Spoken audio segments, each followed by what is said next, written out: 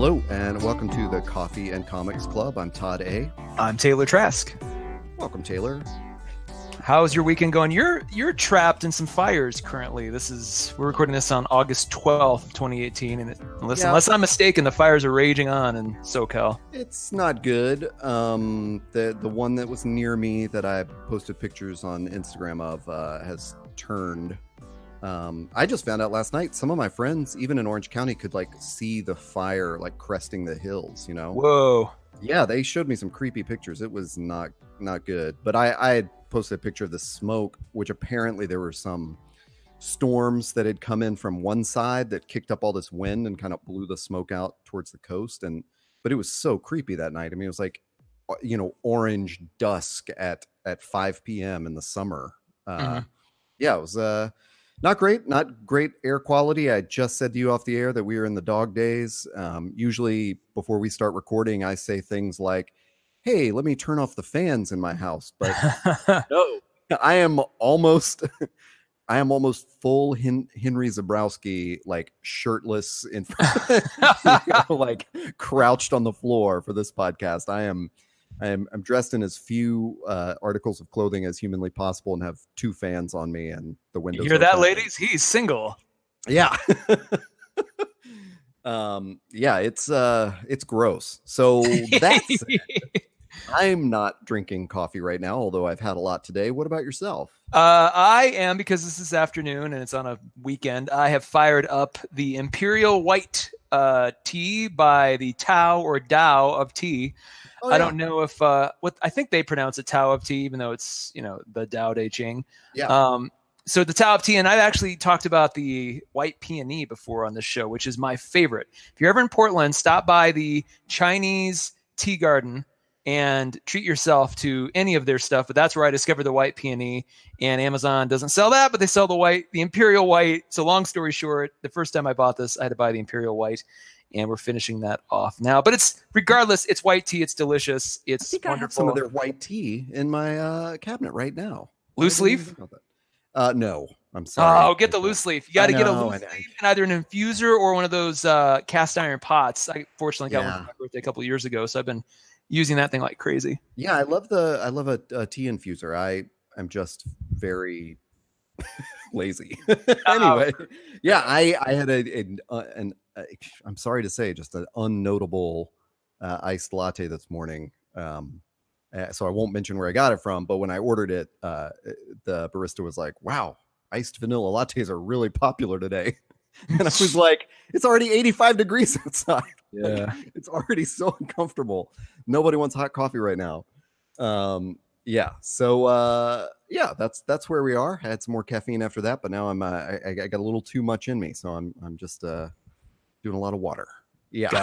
Got it. We're back to our quote unquote normal format. In fact, that's one of the things I was going to I meant to give you a little warning that I was going to do this, but I was going to say, we often say things like, hey, it's a normal show today, but I think we're getting to the point where there's not really going to be a normal. There might just be an old school show where you pick a book and I pick a book and we discuss it, but we're going to, as we'll say at the end of this episode, we've got some kind of special features coming up, and it's probably going to, hopefully we can sustain the special feature sort of thing. Like each show will just be a little bit different view of a comic or two. So yeah, well, we've coyly added the name club to the end of this in the last week or two, and there's a reason for that, mainly because we've kind of started incorporating other people from around the areas that we're in, and it's more than just you and I, which is kind of fun. It's great to get other input and great to get other perspectives and point of views. And honestly, when I was away for wedding and honeymoon, those are some of my favorite episodes, because it was great to listen in to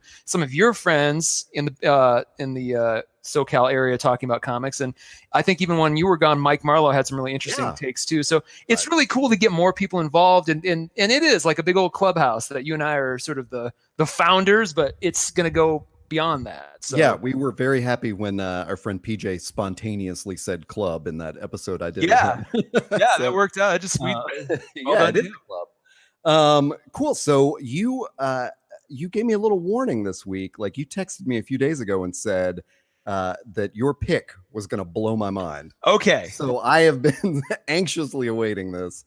I'm going to tease the hell out of this first, because if you're listening, it'll be worth the tease. So I'll give you a couple of hints. It's an image release, of course. Okay. It is a new image release as of like late last year, early this year, I believe. It may even be only 2018. So it's fairly new. There are 5 issues in, and I'm going to be talking about the first 5 issues. They've done a trade paperback as well for the first 4. And the best way to describe this book is that it is a combination of Black Mirror, let's see, a little bit of Stranger Things, and a whole lot of oh God, what the hell is the name of that show? I just forgot the name of the show. You had Black Mirror and Stranger Things. There's another show. Oh no, there's another one. Sense8? No. Oh Jesus. Oh, of course. In the moment of truth, I forget the name of the show. It's the original bonkers TV show from the early 90s. Showtime just did a revival of the new season. Good God. What? Everybody's screaming at me now, like yelling out the show from Showtime. It's the one of the guys from Carlton Cuse was like on it. Not Knots Landing. Jesus Christ. It's the other one. Oh my God. Dynasty. No. The guy, this is the worst pothole to fall into. It's the guy from Dune and Portlandia. He's in it. Kyle MacLachlan is in it. What am I thinking of? Twin Peaks? Twin Peaks. Thank you. Jesus. For some reason, in my mind, Showtime show. Right. That's for some reason my brain was omitting that because it sounded too much like a soap opera. And so I was like, that's not right. So once again, it is a combination of Black Mirror with a dash of Stranger Things and a whole lot of Twin Peaks. I would call Twin Peaks the dynasty of those shows. You are? Sure. I'm certainly not like the dynasty of. I didn't say that. Black Mirror is like the Dallas. Yeah. I see what you're saying. There's an interesting point. So it's all of these things.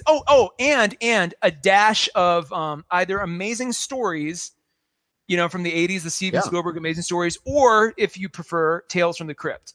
So it's an anthology series tied together by a central antagonist known as the Ice Cream Man. And that is the name of our series this week, The Ice Cream Man. Now, I remember seeing this when it first came out. Like they did like one of those like teasers on IO9 like months before it came out, which annoys me to death because it's like IO9's drawing attention to something and then it's not even available at all and won't be for like several months. And I've bitched about that and they're all like, you stupid millennials and your impatience. I'm like, no. You have my attention now. Clearly somebody paid for this. Like, how about you put this up when it's available? It's a big pet peeve of mine. It's like it's just the hubris in expecting me then to either note this on my calendar or come back, when it's available, and I may not be as excited for it. So that's what happened here. It came in when I remember reading like the intro, the little sort of article with the creators. Thought, well, that's interesting, and then it came and went, and then it was released, and I remember seeing it in the shop, flipped through it, going, I don't know, and just kind of let it linger. Well, a couple weeks ago they previewed issue 6, and it was such an interesting preview and it was so compelling, and they sort of laid it out in a really interesting way. And I even think that they made the Amazing Stories reference as well, or the Black Mirror reference in that article, that I was like, well, I'm going to go back and check it out. So I grabbed issue 1, 2, and immediately was like, oh, this is something clearly I should have been reading this from the beginning. So I grabbed all 5 issues that are currently out through Comixology. So it's all digital. And so glad I did. It is a fantastic thing. So let me walk you through it. In this, and I forget the name of the town, but in this sort of bog standard Midwestern town, there is an ice cream man, and he drives his truck around and he hands out ice cream. But there's more going on with him than meets the eye, even in issue 1. And he sort of sets up these stories, these sort of amazing story, kind of Black Mirror kinds of things. But he's always the central antagonist, kind of, or / narrator, if you will. And this town is always sort of, at least so far, seems to be the kind of the nexus point. Issue 5, it kind of expands beyond that a little bit, but it does seem to, it's not like it's happening in different towns across America, as far as I can tell. It's always the same sort of geography, but this ice cream man's always there. And the first story, I'll just give you a preview, is this little kid who comes up, and you always hear the ice cream man narrating kind of in the background. You see, he may not even be in the frame, but you see his narration going on. So he starts narrating a little bit, and you see this little fat kid come up and get some ice cream. The ice cream man asks him, where are your parents? He's like, oh, they're at home. gives him an ice cream cone, kid goes home. And while he's walking home, you see the narration talk about the deadliest spider known to man and how it kills. It's almost like Elle and Kill Bill talking about like the black mamba, just reading off all these stats and facts. So you see this, and the kid's walking home. He's walking home. He goes to his front door, opens it up, and he immediately puts on a clothespin on his nose. You're like, what's this? And as he walks in, the spider in question basically lands on his shoulder and rides on his shoulder. And you're like, well, the spider is his pet, I guess. Walks into the kitchen. His parents are sitting there at the table, dead and decaying. So clearly the spider has bitten the parents, and you don't know if the kid did it or if the kid's just still living in this house because he doesn't know what else to do. And the rest of the story talks about that. And it kind of juxtaposes another sort of side story where the ice cream man might be a werewolf, maybe, but we don't know for sure. And it goes on and on. So like another issue, issue 3 was this guy, one-hit wonder in the 1960s. And he wrote this like crazy, amazingly popular song, but now he's just kind of the shadow of his former self. He's just this old, sad man sitting in this diner. And he has what you think is this dream, but the ice cream man hands him an ice cream cone, and he has this like crazy fever dream about being in the land of songs and having to write the ultimate song to save the world and all these different things. So that was interesting and surreal. The other one, the issue 5, is where it really starts to get really trippy. This man's jumping out of a high-rise office building, and the whole issue starts with him jumping, and the entire issue is him falling and him thinking about his life as he falls. While that happens, there's this other woman inside the office building dealing with every manner of weird, surreal, crazy, bizarre thing. At the very end, this kind of man in black kind of character appears, who you learn earlier is sort of related to the ice cream man, but might be his enemy. You don't know. And so you kind of get the sense that these guys might be demons. They may be gods. Like, you don't know what they are. And they're sort of messing with the people of this town in an interesting way, or providing them insight. The 6th issue, which is coming out, which is what I read that article about, shows a guy who goes to the ice cream truck, gets an ice cream cone, and as soon as he starts licking it, you see 3 different versions of his life playing out simultaneously. Like in one, he might turn left and meet a girl. Like in another one, he might turn right and find a lost puppy. He might keep going down the middle and have like the worst day ever. And so just that, I don't know how that concludes yet. It hasn't come out. I think it comes out this week. So definitely check. I'll definitely be buying that on Wednesday, but they posted a bunch of panels from it in that article. And I was just like, okay, I need to watch this. There's a couple other stories, obviously issues 2 and 4 I didn't really cover. But there's some interesting stuff in there too. Does each story wrap up within that issue? Yes, but there is, I think by issue 3 or 4, there is sort of the slight introduction of this man in black kind of character and like what that might be. So it's kind of a very loose overarching sort of thread that they're starting to weave through. But I think every story is meant to be a single shot anthology sort of series where the ice cream man is the central figure in all of them. Right, but it's presumably all taking place in the same town and in the same time period, not the same day, but like you'd imagine maybe a week later, like issue 2 happens, or a couple days later. So it's you imagine this is over the course of, because there is a it's not time jumping though. It's not like the not 1950s. Oh no. It's only in that one issue where they introduce like the past backstory of the one-hit wonder guy, but it always brings you back to present, quote unquote present day. But it's so good. The covers are really interesting. I would highly recommend getting single issues and not the trade paperback. Yeah. This seems like something that I may buy the physical version. If they do like a really cool hardcover, a la, I Hate Fairyland or something, I might buy that. But for now, I think single issues is definitely the way to go. I'm going to say digital is probably the preferred method because it is so cinematic. The each panel is basically like a storyboard. So you kind of want the surprise of not necessarily knowing what panel comes next. And some of the transitions are really freaking good on Comixology. You know how the page transition can dissolve, and you can tell some of their panels were set up to literally be like the coolest transition in that format. Not to say that the physical version probably couldn't be cool. Yeah. I think if they had made the physical version covers more like, 1950s, like pulp comics or something where it's like highly, highly stylized, I might have gone for the physical versions. And who's to say they don't do that on the like on a omnibus or something. Yeah. But it's one of the best things I love about Image titles, where it's completely new and original in that, you've never seen a comic about a creepy ice cream man, anthologizing all these weird stories before. It's not just space, it's not sci-fi, nothing wrong with those things, but that seems to be a lot of new indie comics kind of tend to fall into the same sort of 2 or 3 buckets a lot of times, and that it's fine, but it gets a little old. So this is totally original, totally just interesting and new, and they're just using the format to just tell these weird little stories.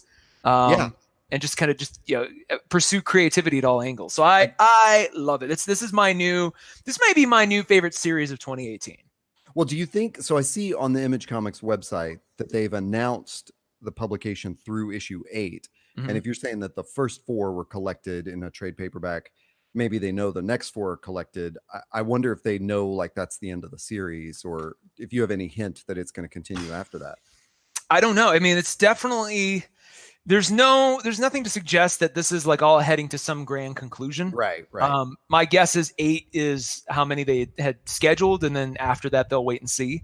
I would hope this could easily be a series that just runs for 10 years. They just keep slow cooking, like bigger, sort of larger arcs, but for the most part it is self-contained. I will say this, I'm also drawn to this story because I had written a web series script that was kind of along the same lines. Not that there was an ice cream man, but that there was, a central kind of antagonistic, mysterious figure sort of interacting with the, different people in this environment. He's got sort of his, sort of other that he's competing against. And so it was kind of cool to see a version of that put into comics. Yeah. Comics, I mean, this could be a really great TV series too, but I think there's some timing things and some stylistic things in the comics format that that makes this work a little better. Yeah, we just sidebar, we may have actually discussed that web series idea of yours in episode number 28. That's right. Yeah. I'm going back through the episodes because I like doing that now for us to cite things. So I believe that's where we talked about sort of individual. God, I forgot all about that. Yeah, so I'm still pursuing that. I've got other things in the can that are a little bit more pressing. Yeah. Maybe I'll come back to it, but I did a little mock trailer for it. I was trying to get it into the Sundance web series program. Sadly didn't get to that. I made it past the first round, but not the second round. Well, it does sound, and to veer back to Ice Cream Man. Yeah. Because before we go right off topic, I like the idea that you read it digitally, because like you said, having an anthology series like this does feel like the perfect sort of digital vehicle, even if you bought a collection on digital, because you're going to feel like, each issue is its own thing. By collection, I mean, you bought 5 issues, but right. And I bought 2, and then I bought the other 3 right away, because I'm like, well, I bought 2 just to give it a chance, but then I was like, oh no, this is happening. But like, for example, as you were talking, I was flipping through trying to find a really good example of why digital works in this format. So there's a scene where there's a police investigation, and they're trying to find some creature that ate this poor woman's cat. And they're doing like a one of those like witness drawings of the creature, and if you were looking at the page, you'd see all the panels, especially the reveal of the creature or what the guy drew, all as you turn. This way, you slide it to the next panel, it shows the guy saying, "This is our suspect," and then you slide again, and it zooms out further, and then you see the drawing. So it does that wonderful thing where you see the dialogue, then you see the what he's talking about, which is way more cinematic and more appropriate for the storytelling than it would be if you just saw everything in one glance. Yeah. I'm seeing more and more people starting to lean into this when they're making comics, and I'm not saying everybody has to. Clearly, you and I love printed books, as we've talked about ad nauseum, and I think there's a really good case for that too. But it's cool to see some of these Comixology picks finally utilizing that format in a really, really fun way. Yeah, it's funny too, because I just this week, maybe it wasn't specifically about anthology series, but saw an interview, and I'm sorry if anyone can remind me of who this was saying this. Hit me up on Instagram, I guess. But it was where a creator was talking about sort of in praise of ongoing series rather than the driving towards the one unifying story conclusion, which I tend to like. Like I sort of want to feel in a lot of ways like that I want this stuff to conclude and wrap up in a nice package. But it's funny that we think of anthology as like such a sort of a new way to go, like a new direction, when that's actually what comic books used to be. It was like when you would just buy every different Spider-Man issue, there was a different adventure in each one. It like rarely kind of went over to the next issue. They all used to be anthologies, and now we've just gotten accustomed to telling a longer story. And this Ice Cream Man sounds like a good combination, where it is that same world and that same antagonist, but each story is separate. Do you think would a reader even want to sort of read them out of order or pick up one issue? Is it worth starting with number one, or can you pick up anywhere? How does that work? I think you could pick up anywhere. I would start with number one though, because there is they're independent in the grand scheme of things, but there are little pieces that they sort of layer on here and there. Nothing crazy, just enough to get you some higher, bigger world building continuity, going. But you can start on issue 4. Pick an issue that you think might hook you, and then go back and fill in the gaps. Are you learning more like about Ice Cream Man's background as you go through each issue or something like that? Or? Not really. Only that he seems to be fairly omnipotent, and he has this sort of other character that is potentially at the same level, who's either his devil or his god. It's very clear, very hard to make that clear. Right. So but that's not it's not like you're sitting there desperately wanting to learn more about the Ice Cream Man. It's if anything, that would hurt the story. What makes it interesting is each little vignette that comes out, and then like the Ice Cream Man's like the person who gives a little nudge here or there, or kind of manipulates things, but it's at such a subtle level. It's not like, well, who is this man? So you almost just kind of want to see him like ride off and disappear into the sunset, and then for example, here's another. So I think it's issue 4. It's all about these two. You see the relationship of these two people who end up becoming like meth addicts essentially. And it shows them starting off, everything is great. They meet each other, and I think one night they do cocaine once, and then it just escalates from there, and they just become these crazy meth addicts. And the woman wants to, she wants to save her boyfriend. He might have overdosed. It's not clear. So she's running around trying to find something, and she ends up finding the abandoned ice cream truck. And so it's like, it's just they're abandoned. You're like, what's this about? So it's like the character of the Ice Cream Man will play into different of these, into different vignettes in different ways. And it's just kind of cool. And you learn a little bit more, but it's that you want the slow build for him. It's not necessary to know more. And this Man in Black character is the same. It's just like, that's where the Twin Peaks kind of vibe comes in. 'Cause you're just like, what's going on here? It's like, when Kyle MacLachlan would go into the Red Room, and he's just like, you see that little guy dancing back or talking backwards. Like, what's this? Like, if they explained who he was, it wouldn't be nearly as interesting. It's just kind of like the surrealist thing that just happens, Got it. Oh, interesting. Yeah, I like how each cover to the issues, now that you've described several of them, it's interesting to look at the cover art and see how they describe the story inside. Yeah. And it looks, you look at the cover and you think this is Black Mirror meets Twin Peaks. What? Like, it doesn't necessarily give that. Issue 6, though, I think finally starts to kind of pick up on that a little bit more. So if you see issue 6's cover, you're like, oh, that looks creepy. Yeah, that is more indicative of what the story's about. But the other ones look pretty innocent. It's much more. And I think even when that first issue came out, I remember like seeing the cover going, oh, this looks too whitewashed, too available for kids. Like, this is probably not. I didn't realize it was as sort of dark and twisted as it really is, which honestly, now that I know that, the covers make more sense, because it's like this nice, bright, shiny veneer on top of something, old and gross and rotting away. So there's that kind of creepiness to it as well. The Image website describes each installment as featuring a different cast of strange characters dealing with their own Sunday of suffering. Sunday like ice cream. Yeah. And I suppose I should give a shout out. Let me just pull up here. I should have done speaking with. This is written by W. Maxwell Prince, with the artists and covers by Martin Morazzo and Chris Halloran. And then there's a variant cover artist named Fraser Irving as well. So that's the team behind this. Cool. Well, my pick for this week, could not be more unlike that. Yeah. But as I alluded to 2 weeks ago, I'm going to talk about Lumberjanes, Oh, specifically yay. Volume 5, which is called Band Together.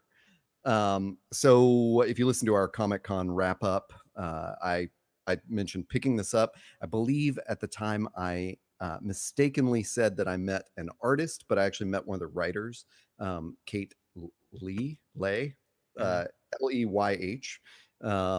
And so I had asked her, if I'm getting a 7-year-old reader into this, because they do say it's like for all ages. Where should I start? And so she just recommended a couple of starting points.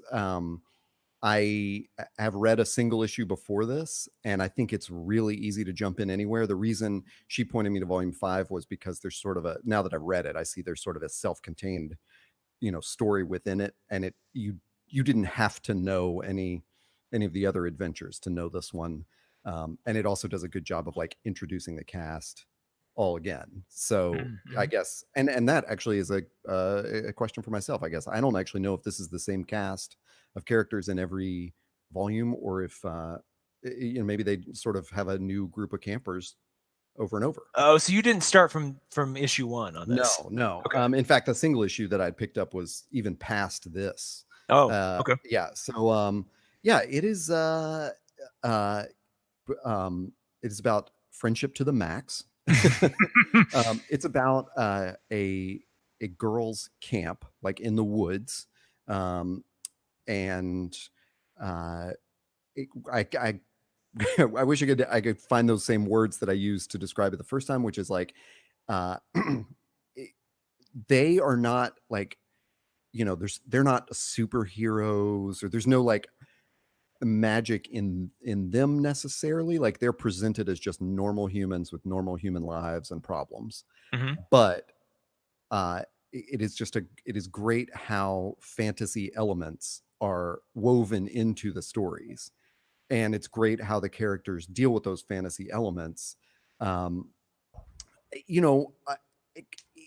It's a terrible comparison, but almost in a Rick and Morty kind of way. Like almost in that way of like, they don't really know the adventure they're in for. Okay. And then there's nobody like, there's nothing zany off the wall. Like the humor is not at all like Rick and Morty, but you can just feel the different personalities of the campers reacting to these events. So this volume, Band Together, it starts with like one issue that's them meeting up at camp, and you kind of see the, sort of like you would see in any teenage like school movie or camp movie, like each individual girl getting, her few panels on like what got her there. There's the one girl that lied to her mom about which camp she's going to. You get this feeling of like her mom's really checked out and she's rich or something and just wants to send her daughter to a camp, thinks she's sending her to a music camp, but she's really sending her to like this camp in the woods. And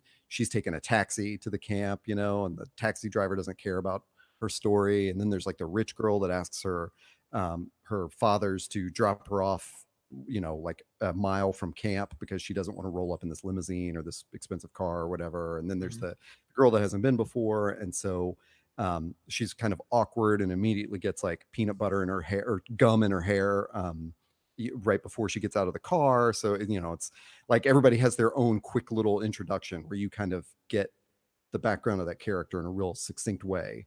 And then the main story of this collection is that there's like a big dance that night, which I believe they're calling the Bacchanal, which is strange.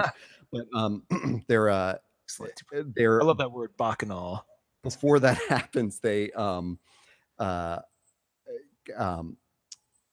new girl has her like stuffed unicorn stolen by a raccoon. And so this is in the very first issue. This is kind of what bonds them all. Like these girls go on this little adventure to grab this raccoon and get her stuffed animal back. And it is the origin of one of the campers' hats. She wears a live raccoon as a raccoon hat. So, but it's her pet. Like it's a, that's right. Like there's like in later issues, it will jump off her head and, they will communicate with it and stuff like that. Got it. So that's kind of the the level of like fantasy with it. Actually, I'm about to amp that fantasy up a notch. So on this sort of that's sort of their preliminary like bonding experience, and then they're out for some activity with their counselor. They're by the lake, and a mermaid appears. Whoa. And so that's one of those great moments where you see the one girl is so excited, like in this very modern like way we tell stories of stuff, where she is so excited she can't even talk. Like she is just like, oh, can we be best So friends? okay, And so it's not like these fantastical things are still fantastical in this world. It's not like, oh, there's a mermaid. It's just same old camp. but Okay. the girls sort of accept it. The one girl's like, oh, can we be best friends? Can we be best friends? And the other girl, one of the other girls is like, I still need to get back to camp and put the sequins on my dress for the bacchanal tonight. And the counselor, in the meantime, just sort of faints out of surprise and shock. But what happens that we learn is that this mermaid, because then a bunch of other mermaids appear and they sort of harass her. And we learn that this first mermaid was in a band with a couple of these other mermaids, but she and one of the other mermaids had a falling out. And so the, the girls in the Lumberjanes decide they have to make this right. They have to get these friends back together. So one of them gets like a breathing apparatus and goes down to the bottom of the ocean floor and finds this whole city of mermaids, which is actually like a lake floor, because I guess they're to camp or whatever. And there's a whole city of mermaids, and they're having like a musical festival that the band is playing without that one girl who left the band. And so she pretends to be a volunteer, and it's at that, I mean, I know it's mermaids and it's underwater and stuff, but all I could think about was, this is the most Portland story I've ever read. Now, is it a Portland artist or writer? Do we know that? I would kind of imagine there's actually a big gang of people that work on this. Okay. So the credits were really impressive at the beginning, where it's like the first chapter that's included here was written by two people, and then the next four chapters were written by one of those people with Kat Lee, and then the first chapter was illustrated by one person, and the next four were illustrated by another person, but the same person did the colors throughout, and that kind of thing, where it definitely feels collaborative, and like they're all sort of telling stories. Like the art sort of changes in between a couple of the books. You can tell it's a different artist, but the style is similar. And it's just, I think it's willingness to be sort of fantastic in that way of like, this is a really, this is like any what's that called, the like the whisper core or whatever, like kind of movie where everybody's just talking monotone. I can't remember the name of that, but this, it's very much like, yeah, you've seen like a band breaking up kind of movie. Okay, this is Nick and Nora's whatever mixtape thing with Michael Cera. Okay, yeah, Isn't that what it's called? God, I can't remember anything right now. With Kat Dennings and Michael Cera, Nick and Nora's whatever. Anyway, it's like Juno or something. It's like this is a band they break up, but they've got a festival, but the one girl's not playing. Oh, I know what you're talking about. Scott Pilgrim, right? No. It's Nick and Nora. Nick and Nora? What? Nick and Nora's Infinite Mixtape or whatever. How have I not known? The Infinite Playlist. Yeah, Nick and Nora's that's playlist. Yeah. And it's like, so the you've seen that story, that sort of band breaking up story, and I think what just sets this apart is, okay, well, let's reimagine those as like mermaids who have their own mermaid culture, and it gives them this extra layer where that, like the book itself, as it's positioned for readers of all ages and certainly of all genders, is like, it's not heteronormative, and it's not like this is not a cis het book, as we would say. It's not like cisgendered heterosexual book. It's like there's queer characters in it, and then there's all these characters of different backgrounds and colors and ethnicities and wealth, and it's like it's a potpourri of all of that. And then they have that within the mermaid and mer people community.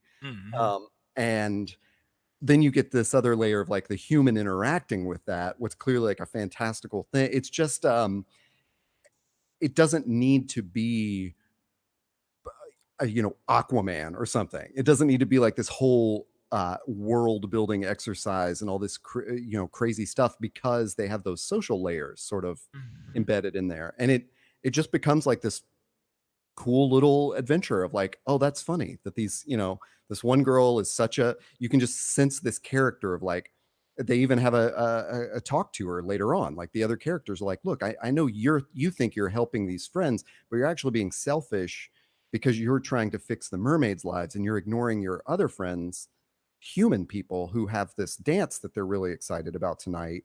And it's, so it's like it's a lesson without being a preachy lesson.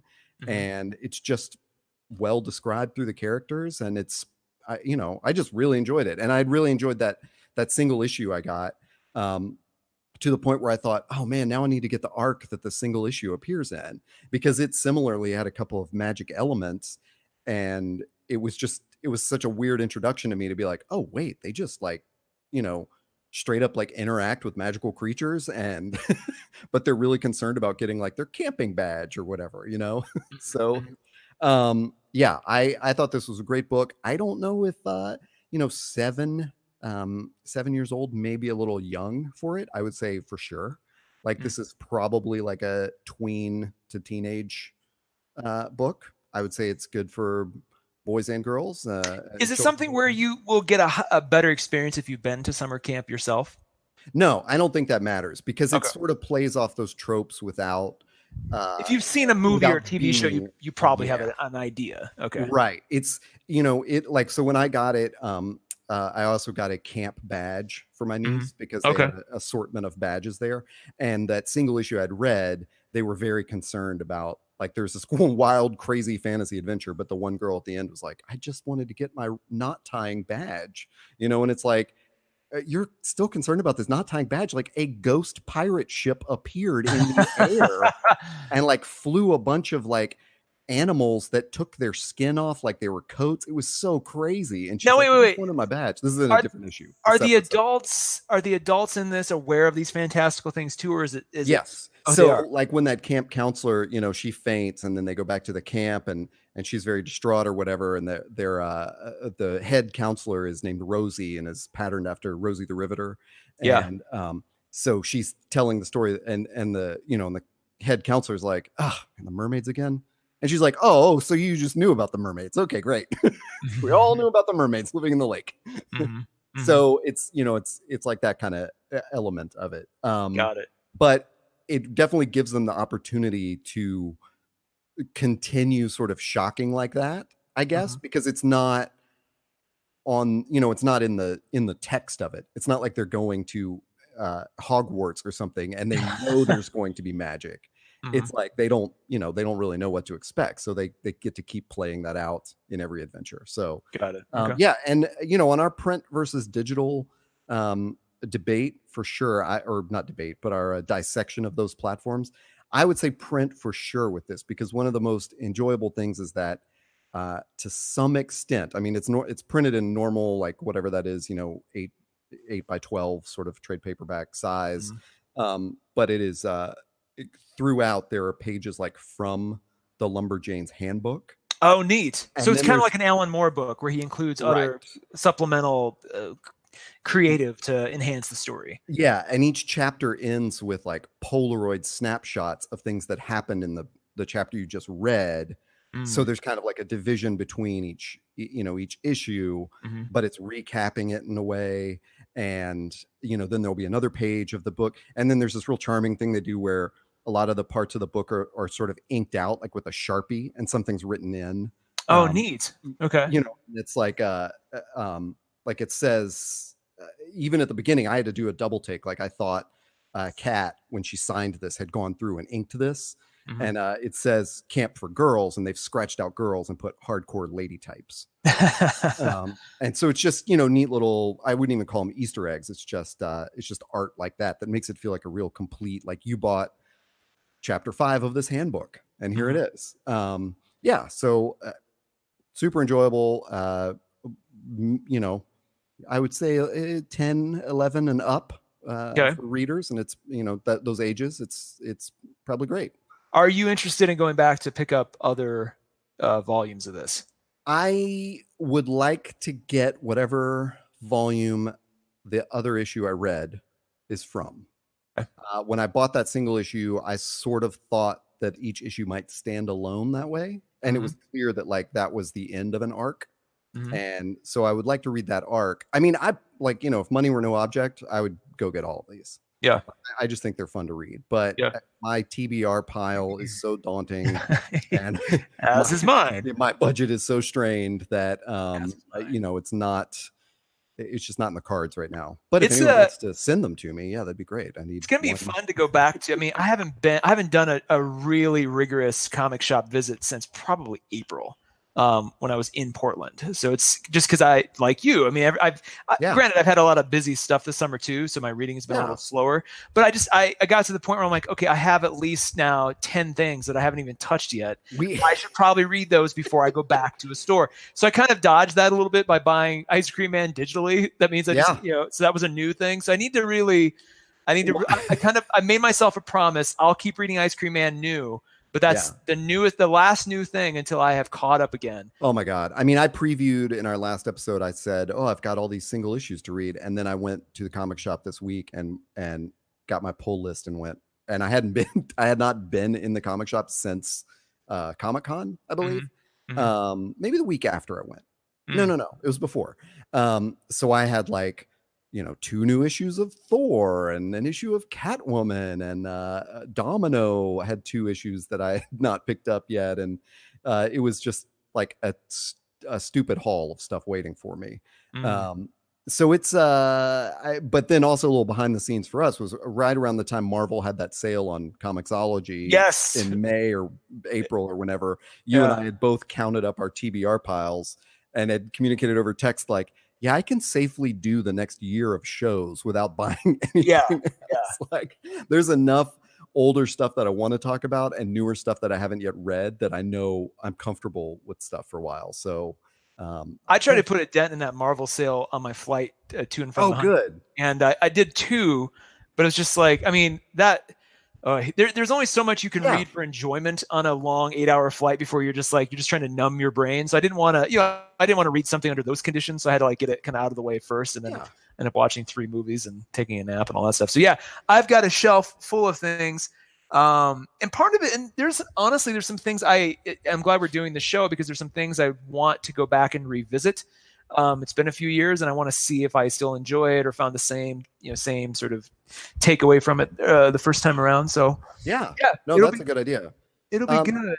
And I know we have it's not like we avoid Marvel DC for sure. I mean, you just scroll back through and we have a ton of issues. But all of those digital Marvel comics that we bought are not necessarily things we would consider for the show. So I as acute listeners know, when that sale was on, I went a little nuts.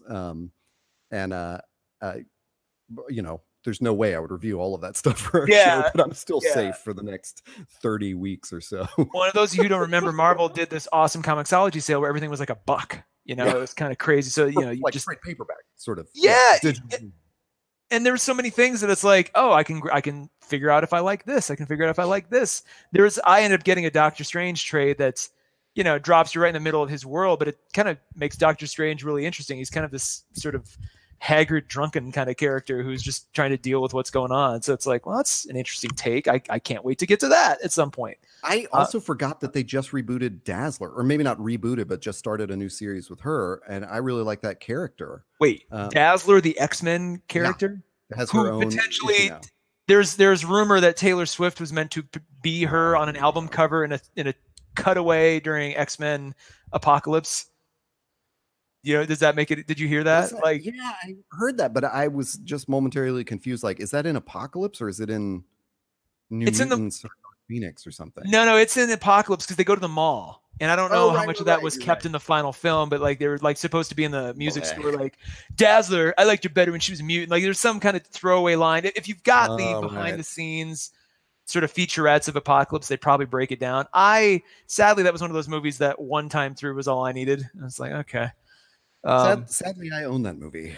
But I know it was because Google did some sale on it. I just But I have watched it twice. I mean, it's not as bad. It was a plane movie. It was an airplane ride movie. Definitely. You know? I mean, on the spectrum of X-Men movies, it's definitely not as bad as X3, but it's nowhere near as good as X2 or even First Class, which I'd put up there towards the top as well. Yeah. I like, you know what? I also like Days of Future Past. For me, my favorite God, I love Days of Future Past. Number 2, I argue number 2 is the best superhero movie released in the last 25 years. We can discuss that later if you'd like. I would say number 2 is probably First Class.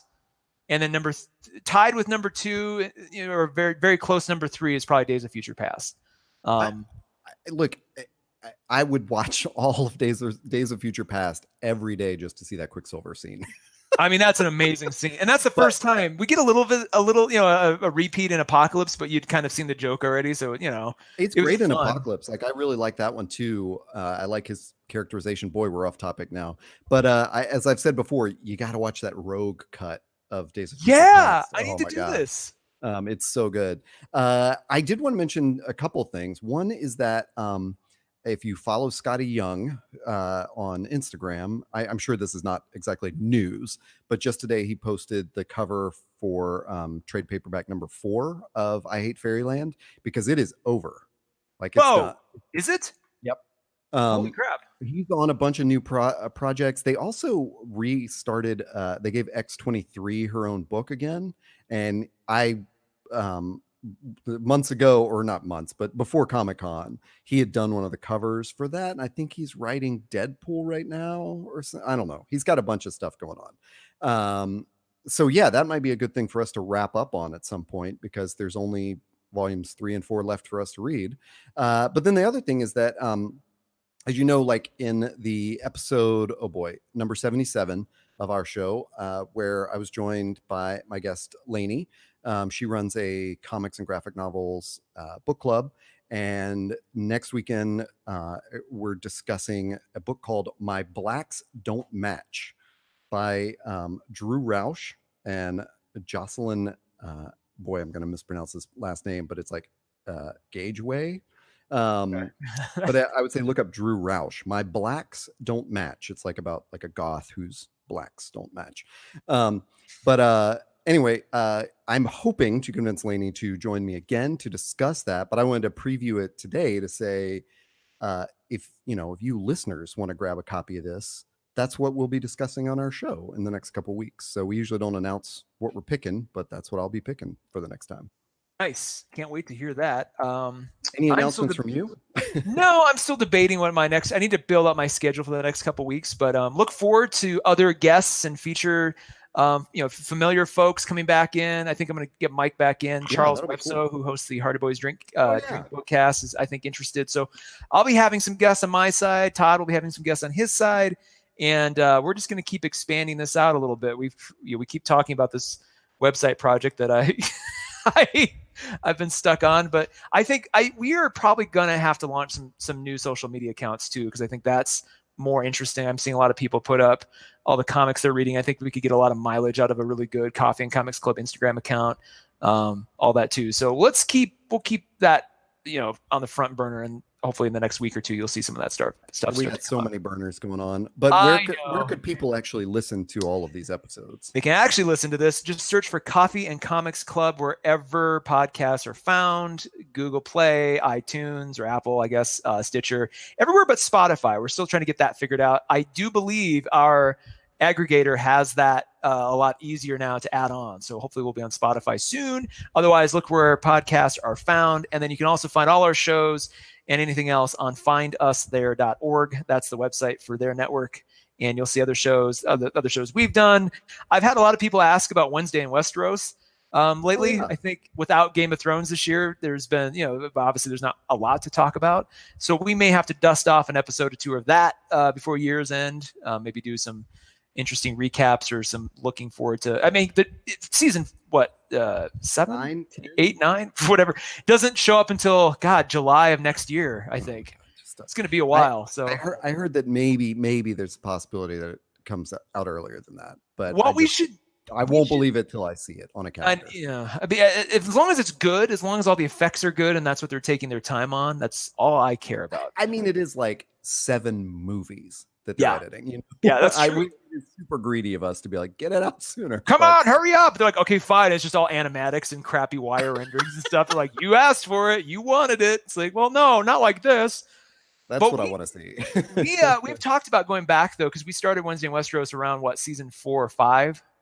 5 at least. It may have even been 6 when we started the full episodes. I think we started talking about it on 5 with the Todd and Taylor show, exactly. but we should go back and pick up some, and maybe we don't do every episode of early seasons, but maybe we pick our kind of highlight episodes of seasons 1 through 5 and kind of flesh those out a bit more too. So yeah, possibly we kicked that around. Possibly. Do you want anybody to find you on social media? Sure. I am by Taylor Trask on Twitter and Instagram. Thinking about resurrecting my Facebook page, but that remains to be seen. That's a whole other discussion.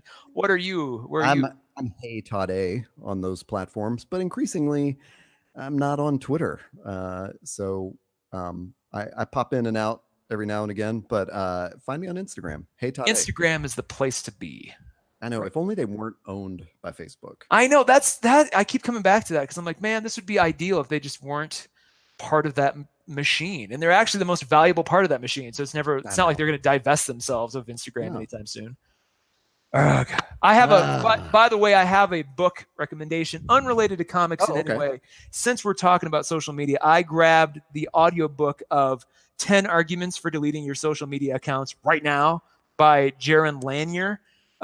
He is really an interesting cat because he was around during the early CERN days of the internet and actually was kind of instrumental in the World Wide Web component of that coming into being. So he's been, he's not just a, fly by night kind of guy. He's been intricately involved with the evolution of the net and the web since the beginning. And he has some really interesting takes on social media. Not that it's all worthless, but that there is sort of an incentive machine in place right now that brings out the worst in people. And he kind of gives you some tips on how to identify that and how to avoid it. So if you've been wrestling with that, or if you're like, man, what should I do? Like, give that book a listen or a read. It might have some, it's pretty short, so it's easy to get through in a weekend, but it might have some good points for you. Cool. We could do a sidebar show on some issues like that. Because I've been trying to attack that pretty aggressively, and it feels like a lot of my friends are too. Like I texted to you a couple weeks ago about, I'm this close to getting a dumb phone, and I said, like, I'm not the target audience for this question you were asking me because I'm this close to just getting rid of a smartphone, and you were like, actually, you're not alone. Like, that's you may be the target audience. So it's not as uncommon as we might think. Anyway, boy, that was a good ending ramble to a very concise episode that we had. Bonus features. This is all the behind the scenes. Cool. Well, I think that wraps us up.